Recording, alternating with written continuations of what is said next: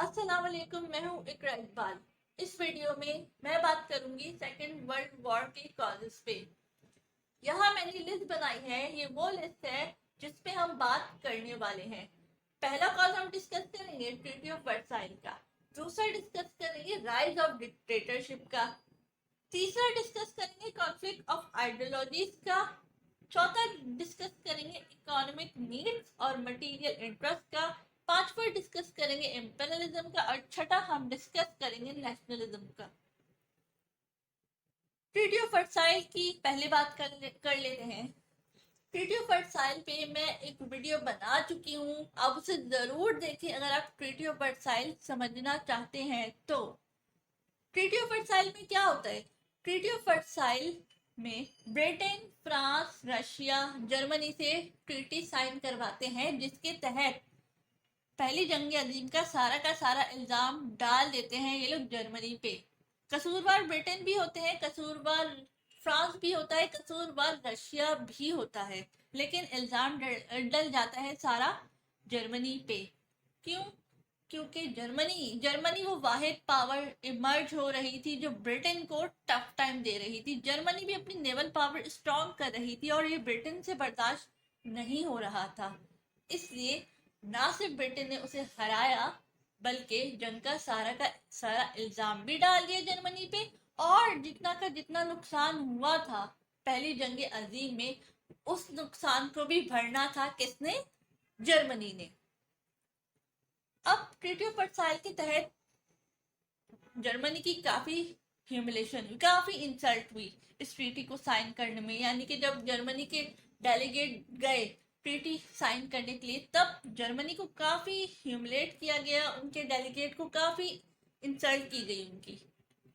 अब दूसरा कॉज हम डिस्कस करते हैं राइज ऑफ डिक्टेटरशिप। अब ट्रीटी ऑफ वर्साइल में जर्मनी की काफी ह्यूमिलेशन हुई है, उनके लोगों में काफी फ्रस्ट्रेशन थी। ऐसे में आता है हिटलर 1933 में। वो लोगों को एहसास दिलाता है कि तुम लोगों की बहुत इंसल्ट हुई है, मैं हूं यानी हिटलर है जो तुम लोगों को तुम्हारा खोया हुआ मकाम वापस दिलवा सकता है। हिटलर की इन्हीं डिबेट्स ने, इन्हीं स्पीचेस ने जर्मन लोगों में एक जज्बा पैदा किया और वो ले आए हिटलर को, और हिटलर आ गया डिक्टेटरशिप में। और यूं अराइज हो गई डिक्टेटरशिप जर्मनी में। ना सिर्फ जर्मनी में बल्कि इटली में भी डिक्टेटरशिप पे आते हैं मुसोलिनी। अब डिक्टेटरशिप है, डिक्टेटरशिप की अलग आइडियोलॉजीज होती हैं और जहाँ डेमोक्रेसी थी उनकी अलग आइडियोलॉजीज थी। Dictatorship like one man government होता है और डेमोक्रेसी में वही इलेक्ट होते हैं, लोग पावर में आते हैं। अब यूं होता है conflict of ideologies, democracy, dictatorship. ये जो आइडियोलॉजीज का कॉन्फ्लिक्ट है, ये भी एक बहुत बड़ा कॉज बन जाता है सेकेंड वर्ल्ड वॉर के होने का। फिर हमारा है चौथा कॉज इकोनॉमिक नीड्स और मटेरियल इंटरेस्ट।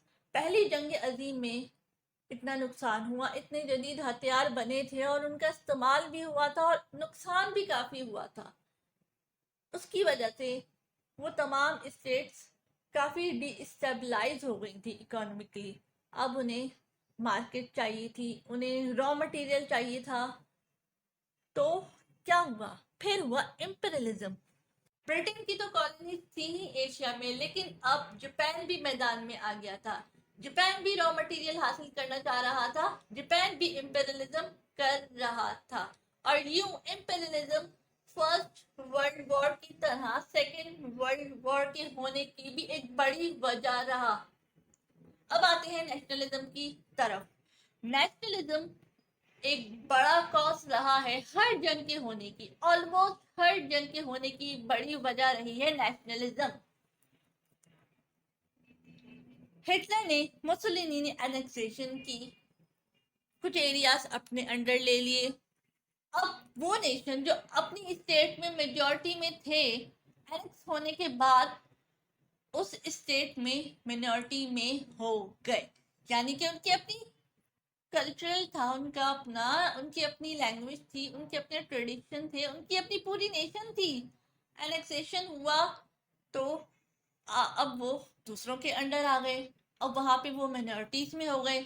जाहिर है उनका अपना कल्चरल कॉम्प्रोमाइज हो रहा था, उनकी अपनी लैंग्वेज, उनकी अपनी आइडेंटिटी कॉम्प्रोमाइज हो रही थी। नेशनलिज्म का फैक्टर था, बस इमर्ज हो रहा था और लोगों में फ्रस्ट्रेशन आ रही थी। वॉर तो होनी थी, फ्रस्ट्रेशन आती है तो वो कहीं ना कहीं निकलती है, वॉर होती है। और ये हो गई सेकेंड वर्ल्ड वॉर। ये वो बड़े बड़े मेजर कॉजेस थे सेकेंड वर्ल्ड वॉर के होने के, जिसे हमने डिस्कस किया है। उम्मीद है कि आप लोग को पसंद आया होगा। पसंद है, पसंद आ गया है तो उसे सब्सक्राइब कर दीजिए, लाइक का बटन भी दबा दीजिए और शेयर भी कर दीजिए और घंटी दबाना ना भूलिएगा। तब तक के लिए मुझे इजाजत दीजिए। अल्लाह हाफिज।